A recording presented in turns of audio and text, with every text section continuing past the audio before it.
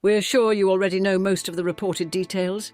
The official story claims Charles strayed from the marriage first, driving innocent Diana into the arms of other men as revenge for his Camilla obsession. However, the truth reveals a different timeline entirely.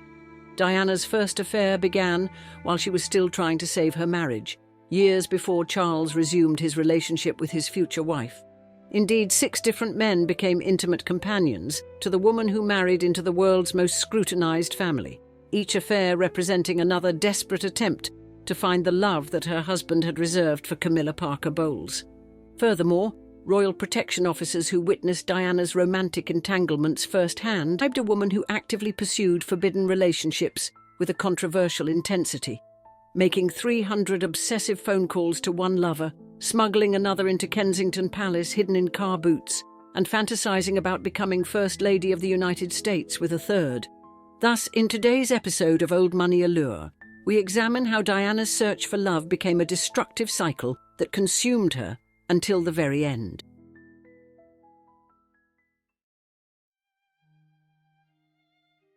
Diana Spencer walked down the aisle of St. Paul's Cathedral on July 29, 1981, wearing a 25-foot train that broke royal records and carrying a secret that would haunt her marriage from day one.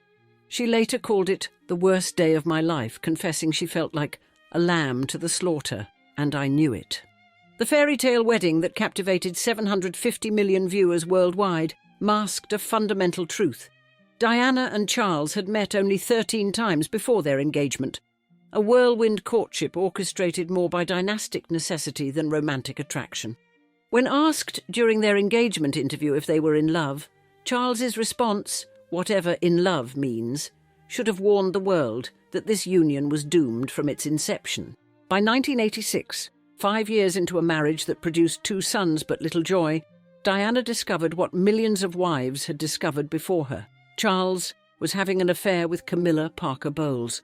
Well, there were 3 of us in this marriage, so it was a bit crowded, Diana would later tell Martin Bashir in her explosive Panorama interview, delivering one of the most devastating lines in royal history.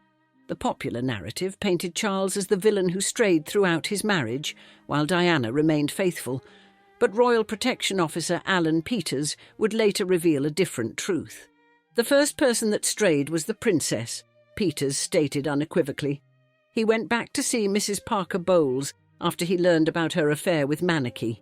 Barry Manaki entered Diana's life in April 1985 as a 37-year-old police officer assigned to her Royal Protection Squad, a married East Ender with kind eyes and spontaneous warmth. The transformation from bodyguard to confidant began during a fishing expedition at Balmoral that summer, when a salmon hook from Charles's careless cast became embedded in Diana's eyelid. While her husband continued fishing, apparently unbothered by his wife's injury, it was Manaki who drove Diana back to the house, consoling her during an incident that perfectly symbolized her marriage's emotional barrenness. In secretly recorded tapes made with voice coach Peter Settelen in 1992, Diana revealed the depth of her feelings for an unnamed bodyguard whose biographical details perfectly matched Manaki. "I was only happy when he was around," she confessed. "I was like a little girl in front of him the whole time." The relationship violated every protocol of royal protection, with Manaki joining Diana for tea in her private drawing room. Behaviour so unprecedented, it sent shockwaves through palace security. Staff overheard them flirting, with Diana asking coquettishly, "Barry, how do I look?" And Manaki responding, "Sensational, as you know you do. I could quite fancy you myself." Diana admitted she was deeply in love with someone who worked in this environment and would have been quite happy to give all this up and to just go off and live with him. Whether their relationship became physical remains disputed. Successor bodyguard Ken Worf insisted it remained emotional, while James Hewitt later claimed Diana confirmed they were lovers. In July 1986, Diana and Manaki were reportedly caught in a compromising position, leading to his immediate removal from her protection detail and transfer to the Diplomatic Protection Group. 9 months later, on May 15, 1987, he died when his motorcycle collided with a Ford Fiesta driven by 17-year-old Nicola Chop.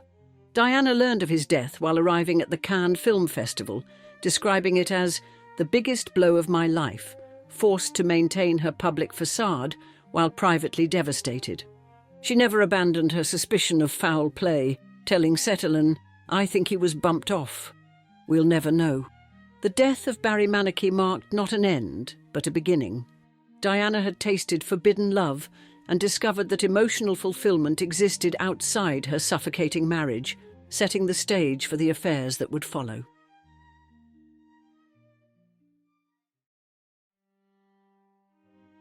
James Hewitt rode into Diana's life in 1986 at a cocktail party, a cavalry officer with the swagger of a natural womanizer and the perfect remedy for a princess terrified of horses. When Diana confessed her equestrian fears, Hewitt smoothly offered to become her riding instructor, beginning a 5-year affair that would become the most documented and devastating of her extramarital relationships.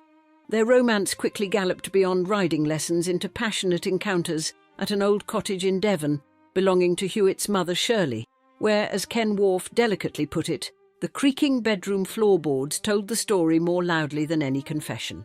The logistics of conducting a royal affair required creativity and nerve. Hewitt was regularly bundled into car boots and smuggled into Kensington Palace like contraband cargo. He later described being terrified the first night he stayed in Kensington Palace, relieved at least that Charles and Diana had separate bedrooms, though perhaps less relieved to discover Diana's bed lined with 30 childhood cuddly toys. The affair provided Diana with the attention and affection she relished, and then the passion she yearned for, occurring simultaneously with Charles's renewed relationship with Camilla in a bizarre marital symmetry. But when Hewitt deployed to serve in the Gulf War in 1990, choosing military duty over royal devotion, Diana's fury at his abandonment effectively ended their romance. The betrayal that followed cut deeper than his departure. In 1994, Hewitt cooperated with author Anna Pasternak for Princess in Love, a tell-all book that transformed their private passion into public commodity.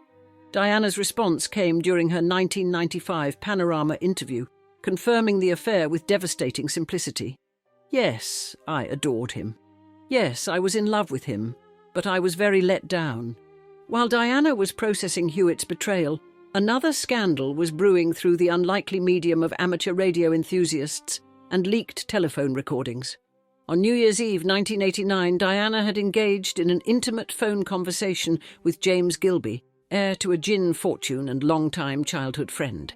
The tape, allegedly recorded accidentally by retired bank manager Cyril Reenan, revealed Gilby calling Diana Squidgy 53 times while the princess discussed her marital misery. "Squidgy, kiss me," Gilby cooed through kissing sounds, adding, "Oh God, it's wonderful, isn't it? This sort of feeling. Don't you like it?" Diana's response, "I love it," was less shocking than her revelation about Charles. "He makes my life real torture." The conversation included Diana's fears about pregnancy and discussions that suggested far more than friendship, though she would always deny having an affair with Gilby. When The Sun published the transcript in August 1992, setting up a hotline that 60,000 callers paid 36 pence per minute to hear, Squidgygate became a cultural phenomenon. The scandal's timing was exquisite in its destruction. Published just months after Andrew Morton's biography revealed Diana's suicide attempts and bulimia, it confirmed the complete breakdown of the royal marriage. Former bodyguard Ken Wharf later claimed the recording was actually made by GCHQ and deliberately leaked to defame Diana, adding another layer of paranoia to her already surveillance-heavy existence.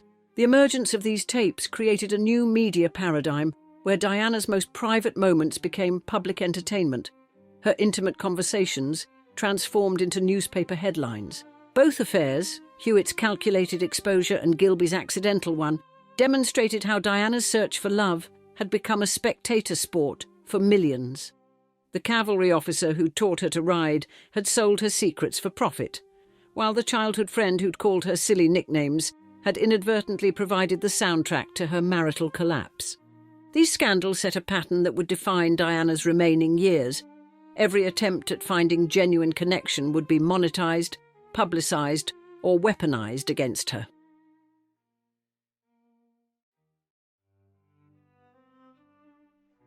Oliver Hoare possessed the perfect credentials for a royal mistress's companion, 16 years Diana's senior, an Islamic art dealer with sophisticated tastes, and conveniently, a friend of Prince Charles himself.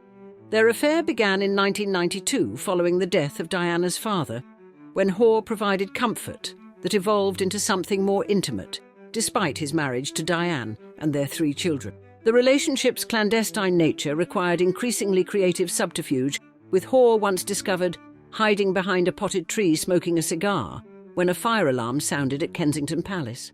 Palace staff grew accustomed to his secretive arrivals, though his methods of entry varied from service entrances to elaborate distractions designed to avoid detection.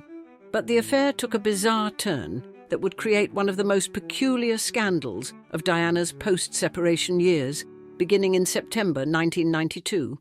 Over the following year, the Hoare household received approximately 300 silent phone calls, initially feared to be from Middle Eastern extremists targeting the Islamic art dealer.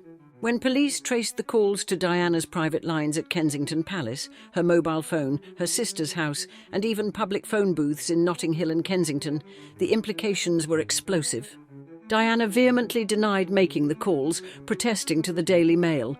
"You cannot be serious. I don't even know how to use a parking meter, let alone a phone box." The newspaper suggested Diana was in the habit of ringing Mr. Hoare and would have replaced the receiver if his wife answered, perhaps unwittingly triggering the family's harassment fears. Some reports claimed all 300 calls occurred in a single night, painting a picture of obsessive behaviour that shocked even Diana's defenders.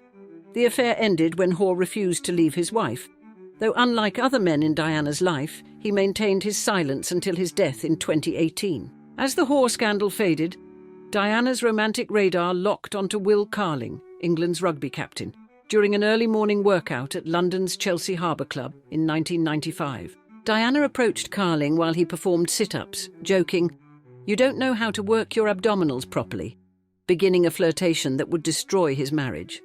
Their relationship developed through private training sessions, with Carling's blue Range Rover becoming a familiar sight at Kensington Palace. Familiar enough for his wife Julia to take notice. Julia Carling's public response was extraordinary in its directness, declaring that Diana had picked the wrong couple and stating, "It would be easy to say she's ruined my marriage, but it takes 2 to tango." The Carlings divorced the following year, with Will later admitting to behaving stupidly and being rudderless, though neither he nor Diana ever confirmed a physical relationship.